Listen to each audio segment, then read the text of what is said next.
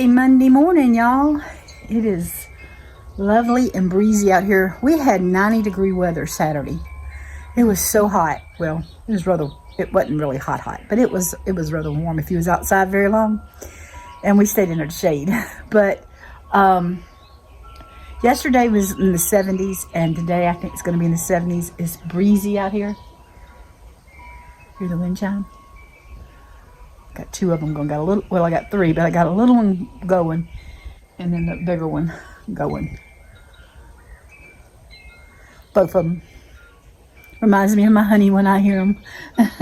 He could be out here rattling. No, I'm just picking. I know it's the wind. I know it's the Lord. I needed the Lord to talk to me, so he's in the wind talking to me today of how beautiful it is. But I'll tell you, I think me and Daniel are about ready to get rid of some goats. I love my goats, but they are getting aggravating. They don't want to stay in. I know it's dry and the grass is not growing. Once they start eating it, it's gone. But we put hay out and feed out, and they still getting out. We've got one. I'm going to prop my arm up on my rebounder so I can talk to y'all. Yeah. We've got one that she is just determined that no matter what, she wants to get out. So we had him over here in this pasture last week, and she'd been getting out. They've been getting her back in. They all got out the other day, Leah said, and one was up here, the rest of them was back there, and they're no problem to get in. When they see you, they come running. And that was before I even got up. Leah, her and the youngest done got them in, but I guess Daniel didn't shut the gate good, and they hit it, and they got out. But they've been staying in. It's just that one black one, Molly Bell. She's kind of a loner because I guess the rest of them abuse her. I've got two little girls, two little Nigerian dwarfs that I got at the same time. They come from the same farm, and they I guess they are like buddy because wherever you see one, you see the other. And then Nanny, she's just mean to everybody. And Bluey, he just don't care who he hangs around with. So that kind of leaves Molly Bell to herself, but she's been getting out a lot. And so Saturday morning, Daniel comes out and she's out. So he goes out there and puts her in. He thinks he's got it fixed. He thought he fixed the gate. Well, Aunt talked to Andrew. He'd come home during the day, and she was out again. So he got her in. Then Saturday night, oh my goodness, when we got home, the goats were in, but Daniel let his dog come into the house, and he was barking up a storm. So we let him out because it was really loud. He let him out. He took off running. Something was in the yard. I don't know if it was a dog or a rabbit or a possum or armadillo or whatever, raccoon. But he was having a fit over it.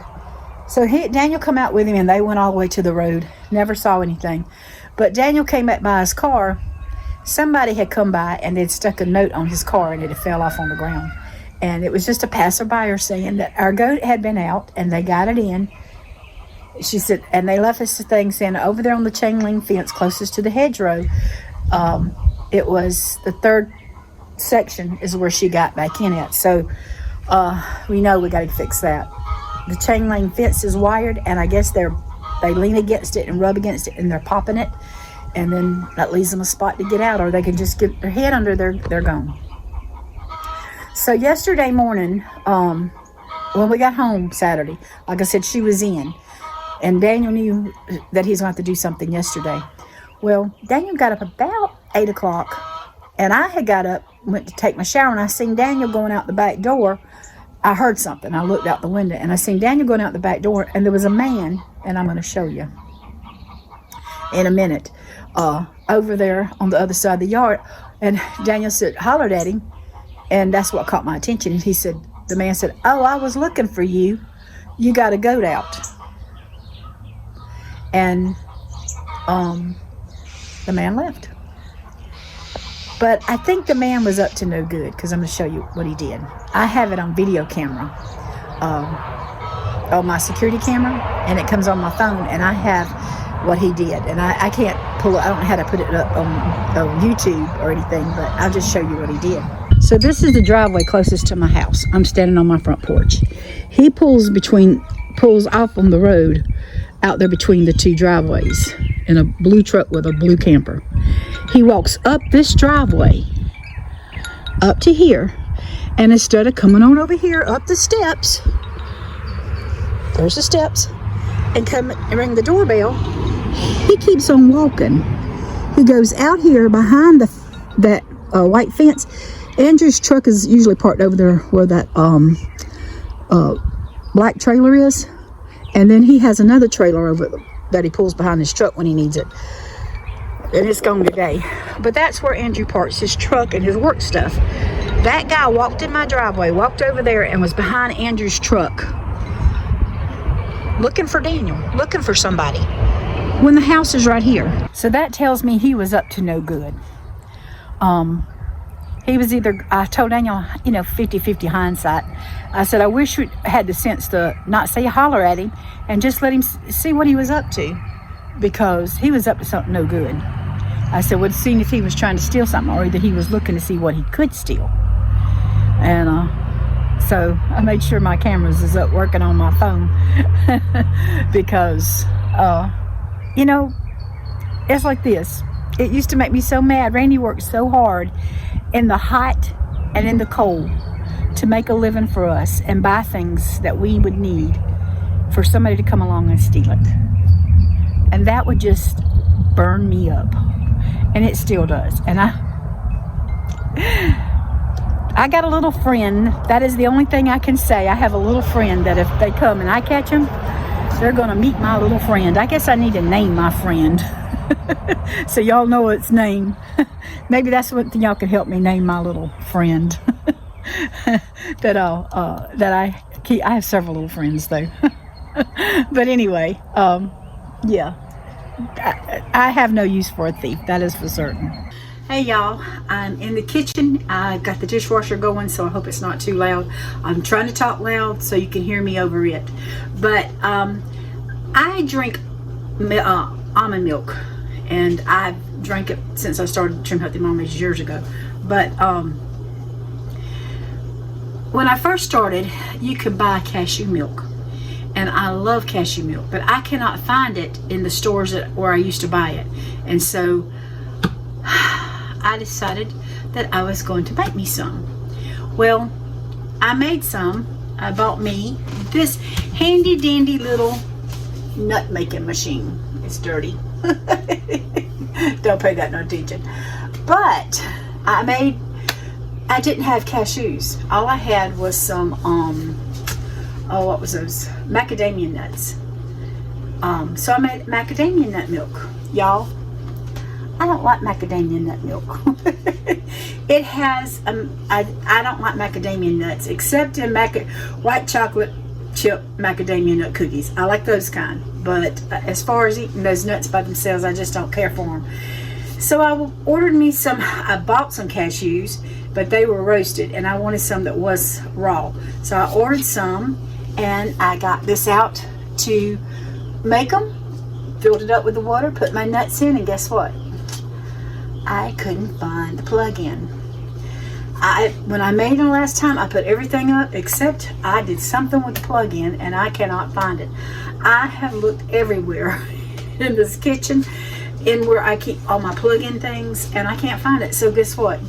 My $30 has become junk to me for right now until I find it. So when I pulled it out the other day and had all that in there, I thought, what am I going to do? And I'm going to show you what I did. I got a Ninja. I've used this Ninja so much over the years, and I didn't think about making almond milk in it, but that's what I'm going to do today, is make some almond milk in this Ninja, and I'm going to show you how I do it. These are the nuts that I'm using on this round, but I'm going to be honest with you. I have found a 5-pound bag for about $30-something, but they're bits and pieces, and that's really all I need, because I'm not eating these. I'm drinking these. But I keep these in my freezer. I still have a half a bag. So That's how I keep my nuts. All right. I start out with 3 cups of water, but since I'm having to use this smaller thing, I just put about half the water in there. I don't measure. I just throw it in there. And then I have half a cup of nuts, but you can tell it can go a little bit below. And I'm just going to put about half my nuts in there.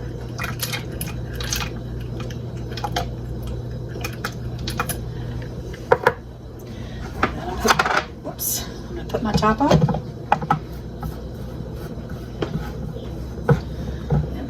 Turn this where you can see it, hopefully. I'm just going to stick these on. Now it's going to get loud, but I'm going to try to play that sound out for you. But I'm going to put mine on start, and then I'm going to do puree. Now once that finishes, I usually do it again because I want to make sure it's got all those nuts really ground up in there. So that gets really loud. And then my machine come with a bag, but I've also bought some more. I just haven't done anything with them yet because you got to boil them. I didn't boil this one, but oh well, I've used it enough. I'm using a 4-cup measuring cup, and I just kind of lay that down in there, and then gotta unsnap it. My gripper ain't wanting to grip today. And it is a little messy, but like I said, I can't find cashew milk, and I do like cashew milk better than I like almond milk. And I'm just going to pour this down in my bag.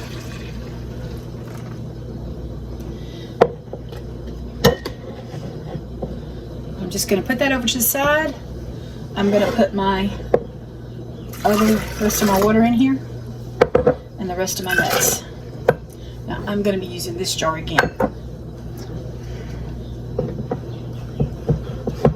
And same thing,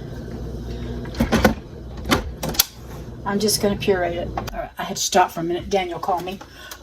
We're having problems with the wash machine again. And so, yeah, it's leaking. It's aggravating. Okay, so I did this again twice, and it didn't leak today.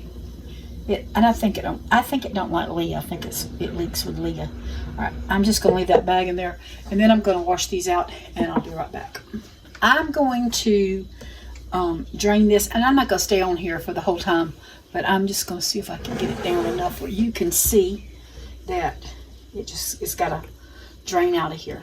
And so that just takes time, and the pulp will get in there and kind of keep it from doing all it needs to do. I've honestly thought about taking a rubber band and putting it around it, and then just hanging it from the thing and just letting it drip, but it doesn't. I usually feel like I'm milking a cow and just kind of squirt it out. So when I get this emptied out, I'll be back and show you. All right, I will tell you that it is messy. I have to have a towel to keep wiping it up, but I keep this little bowl in my freezer. I just got a bag here with the pulp that's left over, and then I just dump it down in there.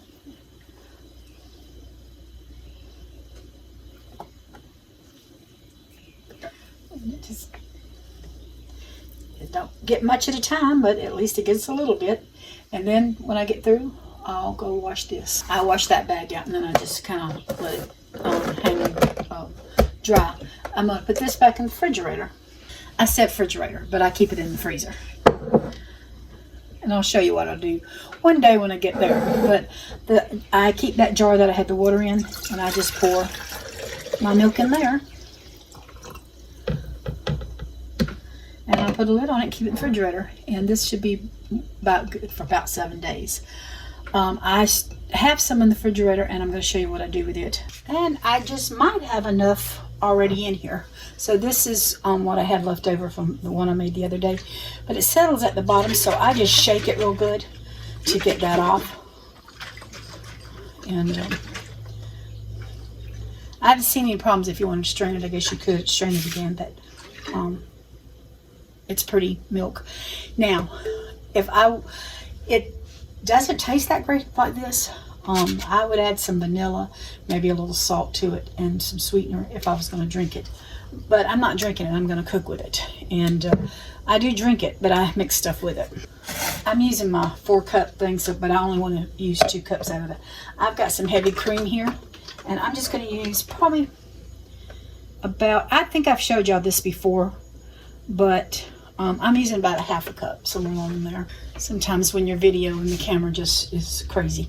But I'm going to go ahead, I want to get this up to 2 cups, so I'm just going to pour all this in there. All right, so I did have a little bit more. I didn't really need to make more, so I'm just going to pour that in there because I'm all right with it. So I have a big batch for Daniel uses it for ice cream. I use it for anything. Just keep it in the refrigerator. All right, I'm going to pour this in my bowl.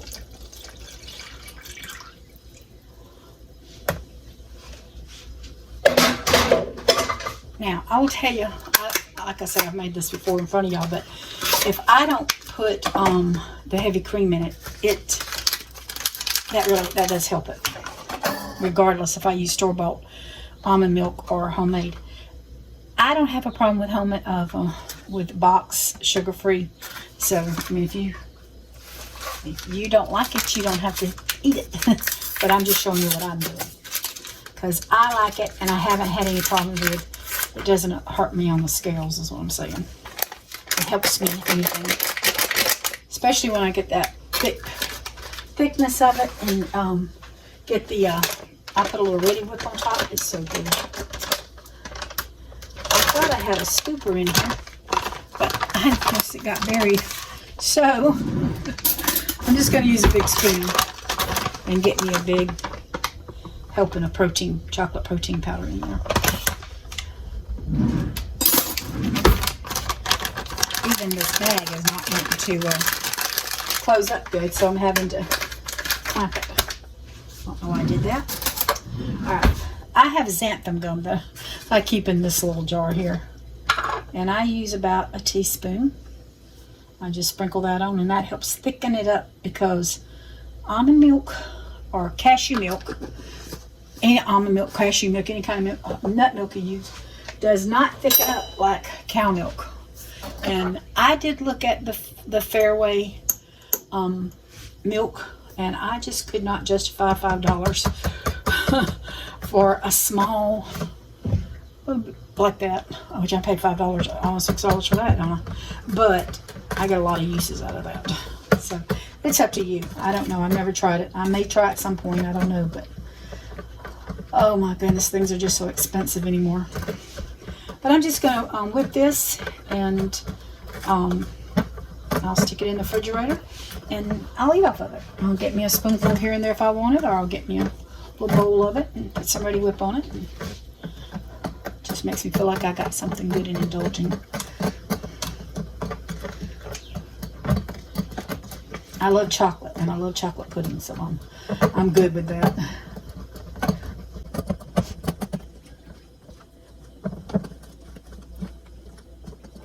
I guess if you wanted to, you could put this back in the Ninja, and you wouldn't have to whip it. I guess it's my bowl might be too small for what I'm trying to do, and it doesn't quite get all the lumps out of it, but it's good enough for me. So I'm just going to. Got one there, just didn't want to do what it's supposed to do.